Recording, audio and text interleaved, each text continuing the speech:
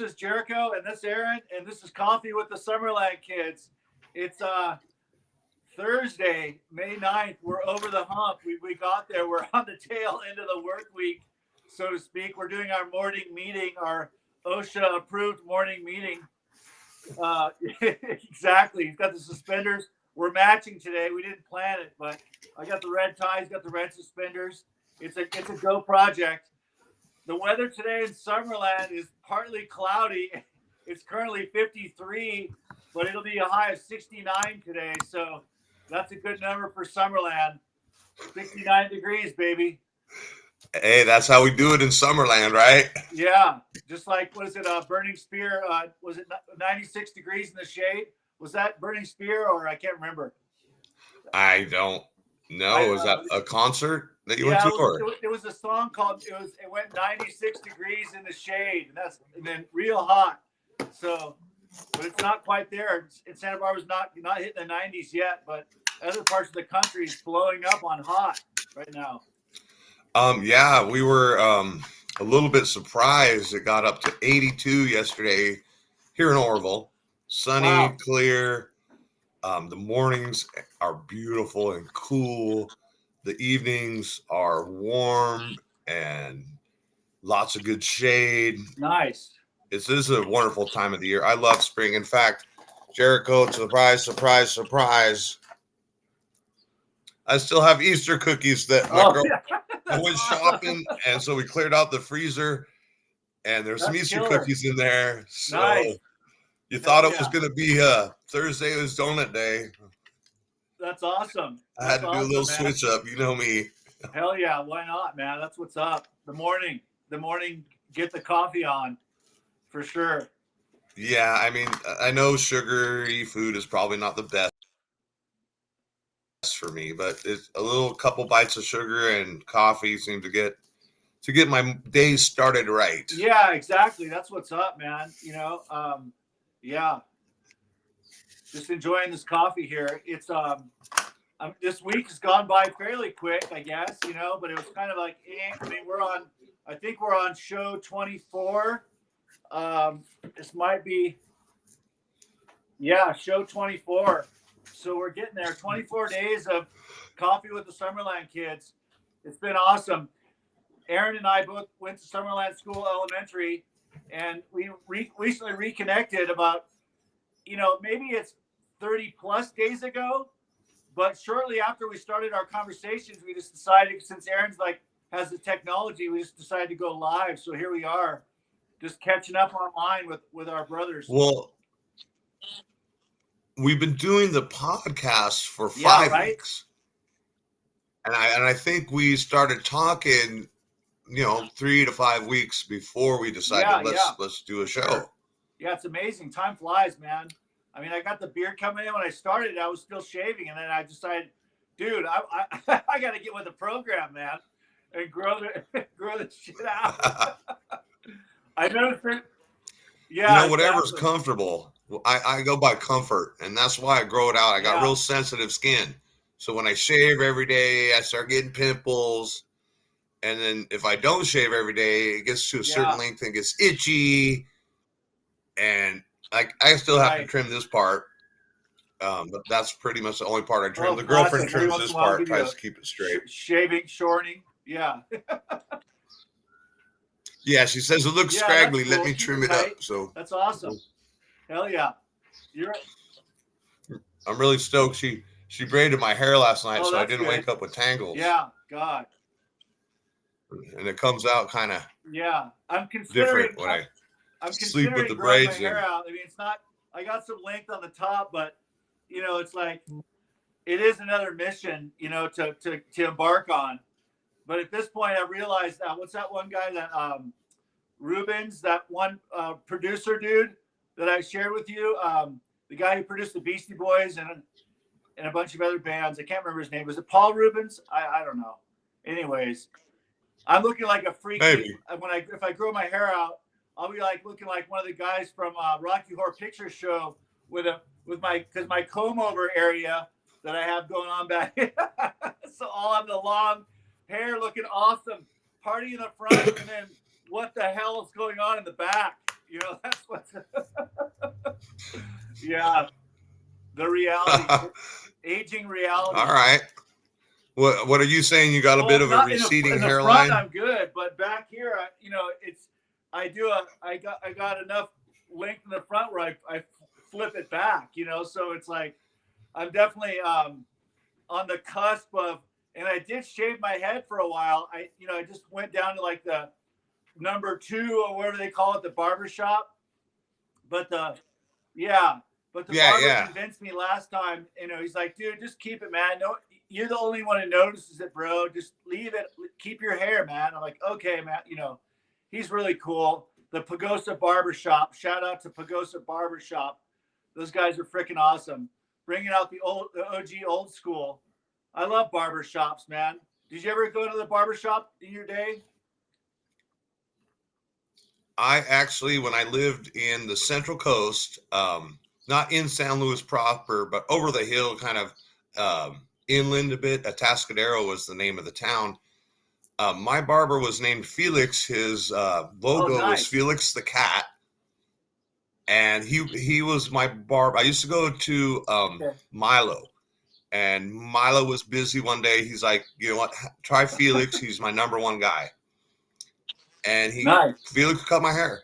And now Felix was my guy. So Milo, see you later. I'm coming to your store, but I'm going to Felix. And then Felix got his own barbershop. Classic. I actually had one of my vending machines in there, ended up selling it to him. Cool. But he's the only one I trusted with my hair. Cool. When I was going for that, you know, and he could do anything. He could do the long hair, the short hair, the shade, the fade, the beard. Just real professional, really nice little barber shop.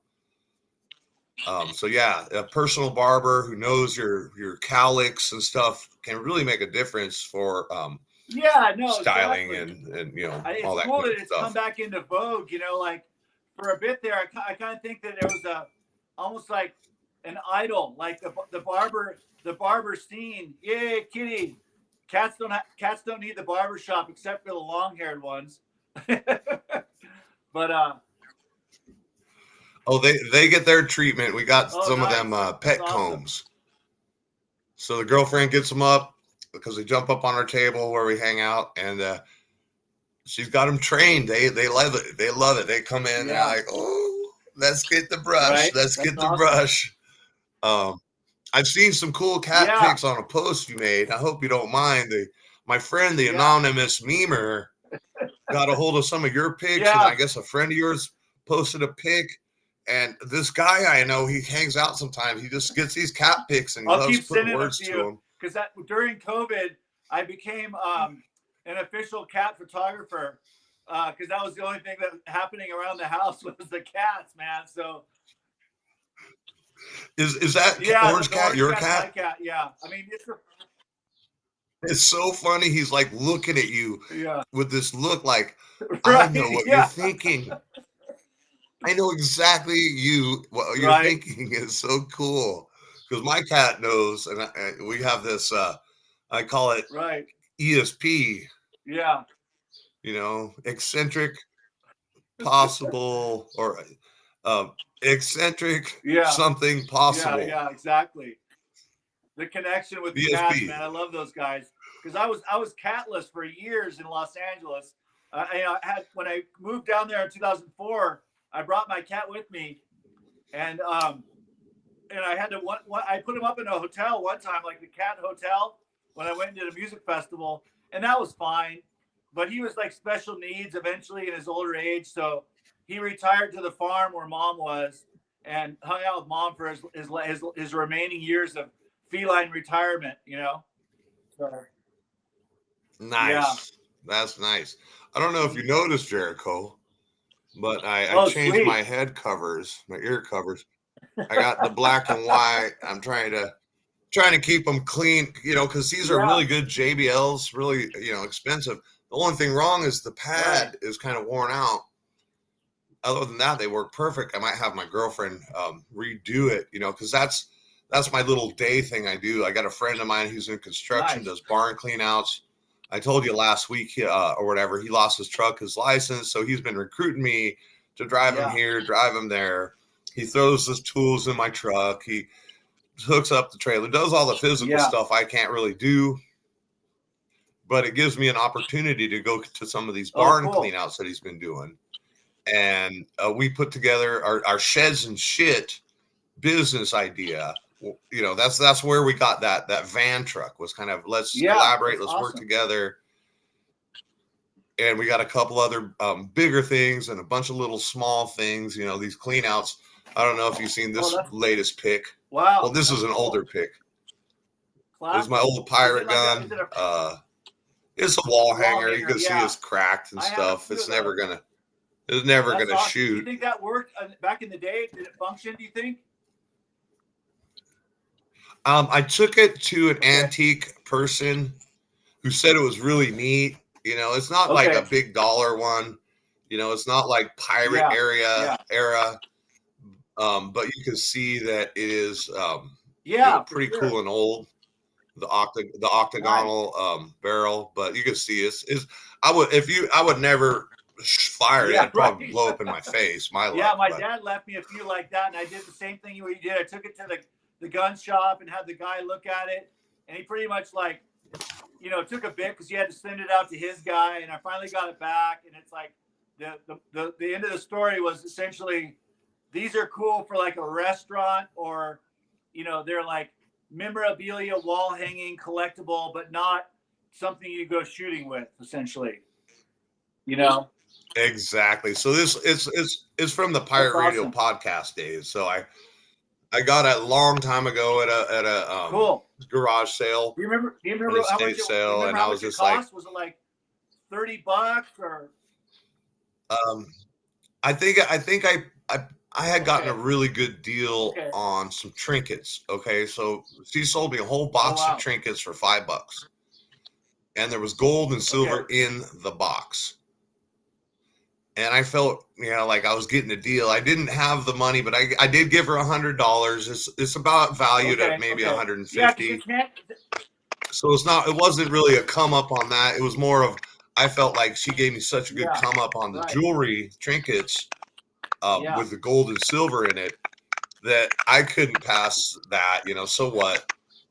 I made my money on the gold and silver. Yeah, so. It's been years since I've been actually, I went with my friend Yuri Elvin. Shout out to Yuri Elvin, one of my buddies in Los Angeles. He took me to the range. They have these indoor shooting ranges in Los Angeles.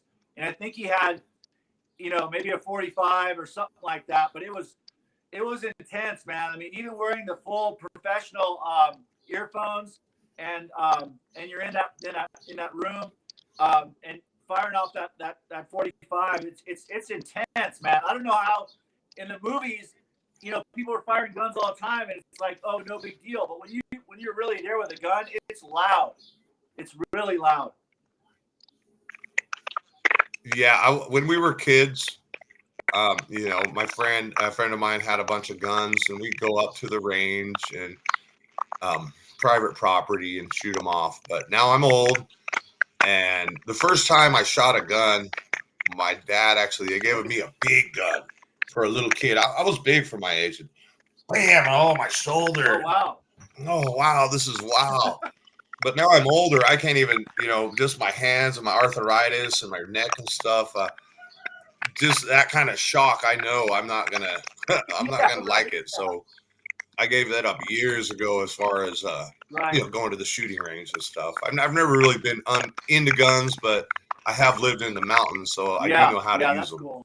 Yeah, I think my dad has a pistol of some sort. It's like more like an old Western, something he's always kept. It might be a 22. I'm not sure.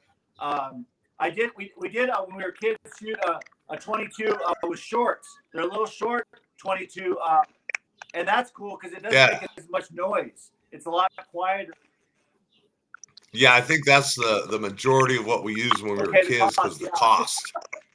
You know, they're a little bit cheaper, and I mean that was back before all the terrorism stuff, so it was a lot different back when we were younger. You know, like if a police officer pulled us over, you know, he would say, "Oh no, these are my dad's and my guns," and they'd be like, "Okay, make sure you shoot them in a correct area in a correct way."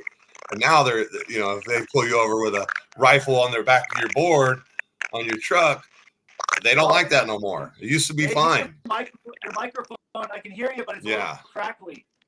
Your microphone. No, is that a little bit better? Like a little popcorny, but whatever. I've been hearing it too. Yeah. Yeah. So, anyways, yeah, you know, up here there is a couple. I should make a point of going to the gun show when it does happen, and I read a little bit yesterday about. I opened up one of my comic book price guides from like 1979, and it was talking about the con, like the comic conventions, and how. Oh, Comic-Con, yeah.